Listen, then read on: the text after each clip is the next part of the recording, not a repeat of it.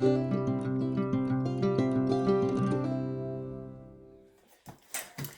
everyone, I'm Janet. Welcome to my home and welcome to my studio.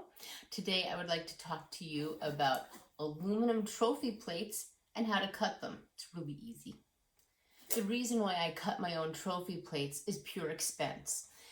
I get my plates at a place in Illinois. I don't have to pay for shipping. I'm close enough where I can go and pick them up.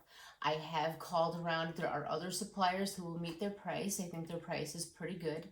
I order them in sheets of 50, which brings the price down. So the more you order, the less the price is. So I pay $5.03 for my trophy plates for one sheet.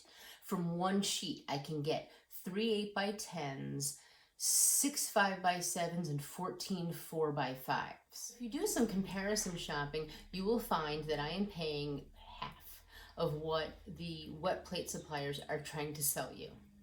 Half. Go get a paper cutter for $25.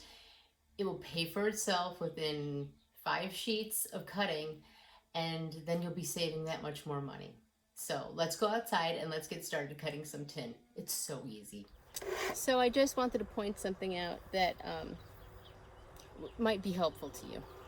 This 12 by 24 sheet fits right underneath the 12-inch part of the guide for the paper cutter. So yes, you can do this at home. It's quite easy and you don't need special stuff. And then there you go. I cut a little piece just earlier just to demonstrate what this would look like.